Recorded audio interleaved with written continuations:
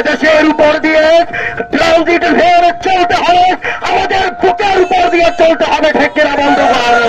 আমাদের এক বিন্দু রক্ত থাকতে আমরা আমাদের দেশ বিরোধী কোন চুক্তি আমরা মানি না, মানব না, ঠিক কিনা বন্ধুগণ?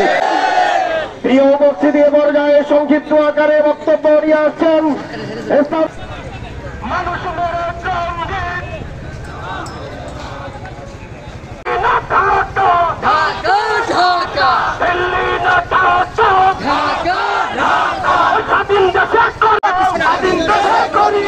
মানুষ মেরে ট্রানজিট দেশ বিরোধী চুক্তি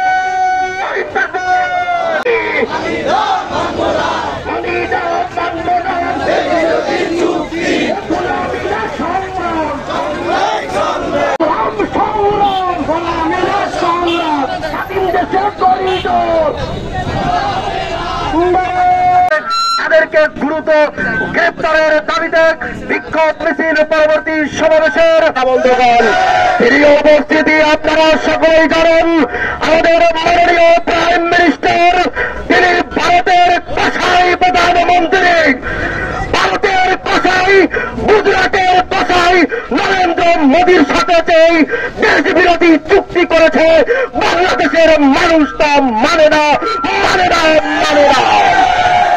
আমাদের এক বিন্দু রক্ত থাকতে যেভাবে ভারতের সরকার হায়দ্রাবাদকে কেড়ে নিয়েছে, গুজরাটকে কেড়ে নিয়েছে, এই বাংলাদেশকে কোনদিন পারবে না, পারবে না, ঠিক কিনা বন্ধুগণ?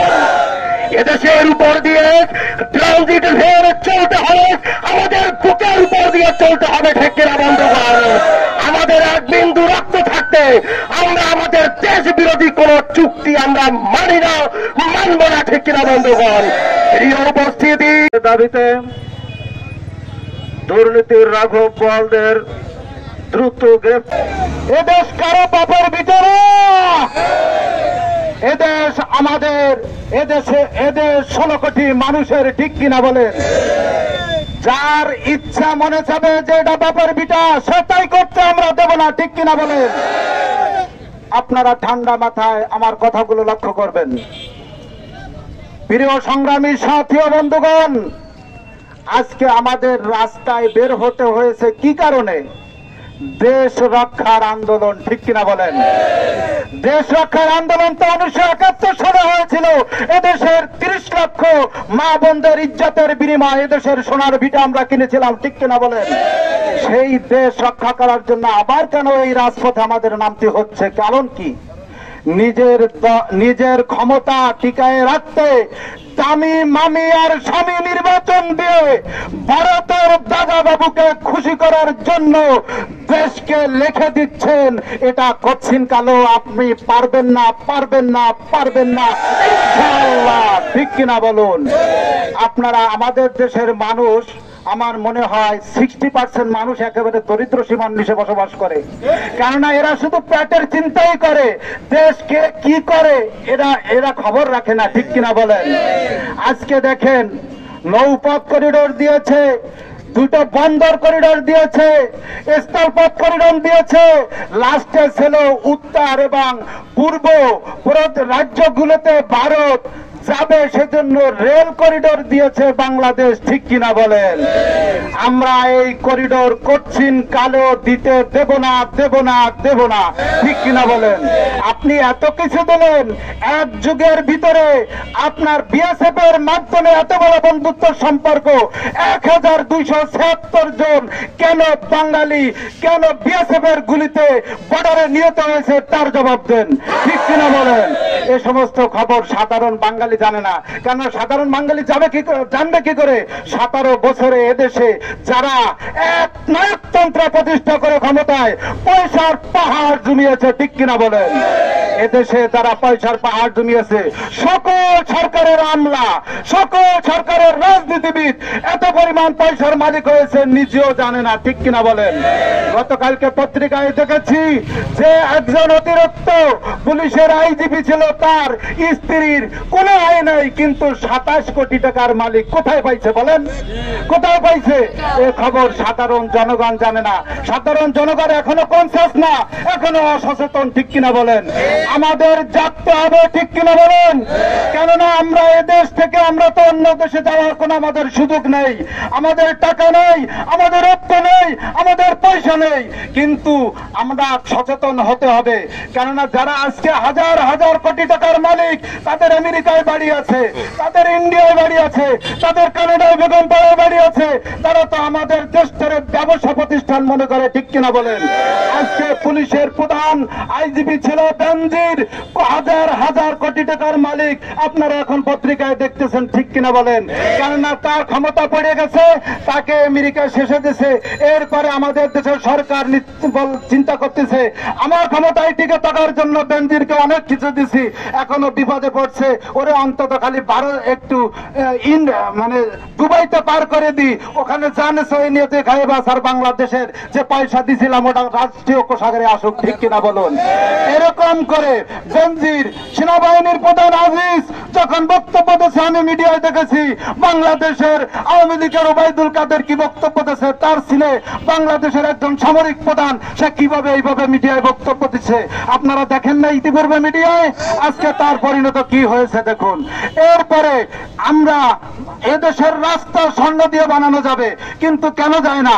এদেশের এনবিআর রাজস্ব যারা আয়কর সরকারের থেকে উঠায়, তারা এত বড় দুর্নীতিবাজ যে কোন মানুষ তাদের দ্বারা হেসে না। আপনি 3000 টাকা সরকারের কর দেবেন, টেবিল 5টা পাতানো আছে, 3-15-45,000 টাকা টেবিলে ঘুষ দিতে হবে, ঠিক কিনা বলুন? এই জন্য সাধারণ মানুষ কিন্তু কেউ আয়করের আওতায় আসে না। আমার নিজের বাস্তব অনেক প্রমাণ আছে, যেহেতু আমি আয়করের আওতায় আছি, ঠিক কিনা বলুন? এই দুর্নীতি কে দেখবে? আমি এটা দুর্নীতি মনে করি না, এটা আমি মনে করি এদেশের সব মহাচোর, ঠিক কিনা বলেন? দুর্নীতির ভাষাটা একটু শালীনতা ভাষা, আমি মনে করি এগুলো সব চোর, রাষ্ট্রীয় চোর, ঠিক কিনা বলেন?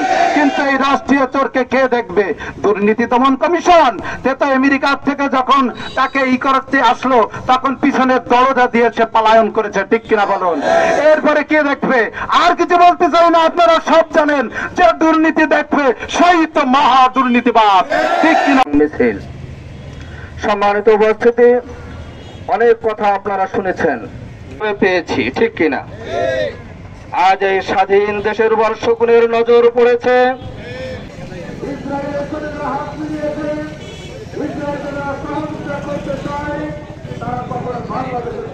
আমরা রক্ষা করবো ইনশাআল্লাহ। হযরত পীর সাহেব হুজুর যখন যেইভাবে আমাদের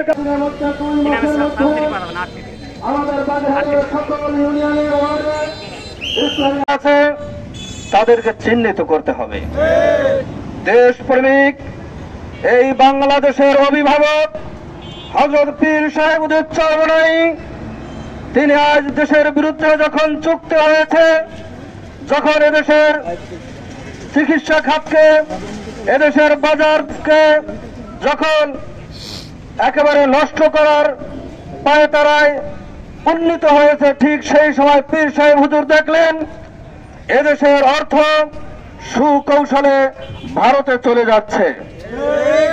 যখন তখন যেভাবে খুশি সেভাবে ভারতে যাবে, চিকিৎসা নেবে, বাজার করবে, আর এদেশের মানুষের কষ্ট অর্জিত সম্পদ, ভারতের বাড়ি গাড়ি, এগুলো তারা গড়ে তুলবে, এগুলো সহ্য করা যায় না। ইসলামী আন্দোলন বাংলাদেশ বিশ্বাস চরমনার পক্ষ থেকে আপনাদের সামনে এসে দাঁড়িয়েছি, কথা ঠিক কিনা ভাইয়েরা? এদেশের মানুষ ইসলামকে ভালোবাসে, এদেশের মানুষ দেশকে ভালোবাসে, দেশের জন্য এদেশের মানুষ রক্ত দিতেও দ্বিধাবোধ করেনি, কথা ঠিক কিনা ভাইয়েরা? তাই আমাদের স্লোগান, বুকের তাজা রক্ত দিয়ে হলেও ভারতের রেলপথ আমাদের দেশ থেকে উৎখাত করা হবে, কথা ঠিক কিনা ভাইয়েরা? নিঃসন্দেহ আপনারা অবগত আছেন যে চুক্তি হয়েছে, এটা আমাদের দেশের চুক্তি না, এটা কারো ব্যক্তিগত কারণের ক্ষমতা টিকিয়ে রাখার চুক্তি, কথা ঠিক কিনা ভাইয়েরা? যেই চুক্তির মধ্যে দেশের কোনো স্বার্থ নাই, যেই চুক্তির মধ্যে বাংলাদেশের মানুষের কোনো কল্যাণ নাই, সেটা এই দেশের কোনো চুক্তি হতে পারে না, কথা ঠিক কিনা ভাইয়েরা? অতএব অনতিবিলম্বে দেশ বিরোধী যতগুলি চুক্তি করা হয়েছে, আমাদের দাবি হলো অনতিবিলম্বে সমস্ত চুক্তি বাতিল করতে হবে, কথা ঠিক কিনা ভাইয়েরা? আমরা দেখতেছি ইসলামী আন্দোলন বাংলাদেশ যখনই দেশ মানবতা, ইসলামের বিরোধিতা, কোরআনের বিরোধিতা, মুসলমানদের বিরুদ্ধে কোন রকম সমস্যা হয়, তখন ইসলামী আন্দোলন বাংলাদেশ আপনাদের সাথে নিয়ে আন্দোলন গড়ে তোলে, কথা ঠিক কিনা ভাইয়েরা? ইসলামী আন্দোলন চায় দেশের মানুষের শান্তি, ইসলামী আন্দোলন চায় দেশের মানুষের মুক্তি, ইসলামী আন্দোলন প্রকৃত স্বাধীনতাকে ভালোবাসে, কথা ঠিক কিনা ভাইয়েরা? আজকে যারা স্বাধীনতা করে, আজকে যারা দেশের জন্য বিভিন্ন প্রকার এরকম ভাবে দেশকে আমরা ভালোবাসি, কিন্তু আমরা দেখতে পাচ্ছি তারা দেশকে ভালোবাসে না, তারা দেশকে অন্য দেশের হাতে তুলে দিতে চায়, কথা ঠিক কিনা ভাইয়েরা? এ ধরনের চুক্তি, এ ধরনের চিন্তা চেতনা যদি কারোর মধ্যে থাকে, তাহলে সেটা কোনোদিন বাস্তবায়ন হবে না, ঠিক কিনা ভাইয়েরা? আমরা রক্ত দিয়েছি, রক্ত দিব, আইনুদ্দিন আজাদ ভাইয়ের সেই কবিতা আমরা ভুলি নেই, রক্তে কেনা বাংলার মার, লাখো শহীদের দান, তবুও কেন বন্ধু তোমার বিদেশের প্রতিদান? যে জাতি তার কিনে দিয়ে, যে জাতি তার জীবন দিয়ে কিনে নাই স্বাধীনতা, সেটা কি কোনদিন অন্যের কাছে মাথা নত করতে পারে না, ঠিক কিনা ভাইয়েরা? অতএব বলতে চাই, যারা আমাদেরকে, আমরা শান্তিপ্রিয় সুস্থ, কিন্তু আজকে আমাদের বাক স্বাধীনতা কেড়ে নেওয়া হচ্ছে, আমাদের জনগণের অধিকার কেড়ে নেওয়া হচ্ছে। আজকে আমরা কেন এরকম ভাবে এখানে মুসলিমায় এখানে আমরা আলোচনা করব? আজকে আমাদের দাবি ছিল প্রেস ক্লাব, কিন্তু আজকে আমাদেরকে যেতে দেওয়া হয়নি। এভাবে কয়দিন আটকিয়ে রাখবেন? এমন একদিন আসবে সমস্ত বাধা পেরিয়ে ইসলাম ও মানবতার জন্য আমরা সর্বাত্মক দিয়ে ঝাঁপিয়ে পড়বো, ঠিক কিনা ভাইয়েরা? অতএব আমরা ভদ্র সমাজ সকলকে বলতে চাই, আপনারা সচেতন, এখন আপনাদের সময় এসেছে সচেতনতার। এখনো যদি ঘুমিয়ে থাকেন তাহলে দেশ চলে যাবে, আফসোস করা ছাড়া কিছুই থাকবে না। কিন্তু ইসলামী আন্দোলন আপনাদেরকে সাথে নিয়ে এই ধরনের অশুভ চুক্তি কোনদিন বাস্তবায়ন করতে দিবে না, ঠিক কিনা ভাইয়েরা? আজকে আমরা দেখতে পাচ্ছি এদেশের রাঘব বোয়ালরা, আজকে তাদেরকে ধরার জন্য দুর্নীতি দমন কমিশন, আজকে তাদেরকে ধরার জন্য পুলিশ প্রশাসনের প্রয়োজন হয় না, গরু ছাগলের মাধ্যমে তাদের যে দুর্নীতি সেটা প্রকাশ পায়, কথা ঠিক কিনা ভাইয়েরা? আজকে আমরা দেখতে পাচ্ছি যারা সাধারণ রাজস্ব খাতের কর্মচারী ছিল, আজকে তারা আঙ্গুল ফুলে কলা গাছ হয়েছে। এটা কাদের নিন্দনে, কাদের সহযোগিতা করতে পারছে?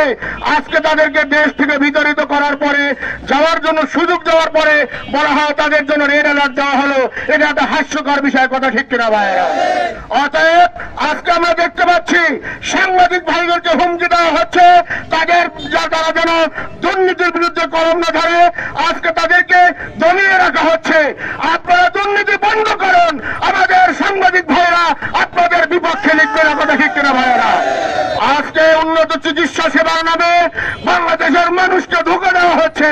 ই সেবা, এটা বাংলাদেশের মানুষের জন্য কোনো শুভ দৃষ্টি নয়।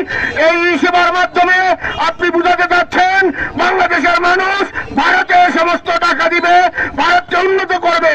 আপনি যদি এটাকে সঠিকভাবে নির্ণয় করতেন, আমাদের চিকিৎসা সেবাকে আপনি উন্নত করুন, দেশের সম্পদ দেশে থাকবে, দেশের মানুষ কোথার থেকে চিকিৎসা নেবে, কথা ঠিক কিনা ভাইয়েরা? আজকে বাজারঘাটের কথা কি বলবো, প্রত্যেকটা সেক্টরে মানুষ হয়রানির শিকার হচ্ছে। মানুষের কাজ আউযু বিল্লাহি মিনাশ শাইতানির রাজিম বিসমিল্লাহির রহমানির রহিম। ইসলামী এর থেকেও বেশি খারাপ অবস্থা বর্তমান বাংলাদেশ, ঠিক কিনা বলেন? সংগ্রামী সাথী বন্ধুগণ, স্বাধীন দেশে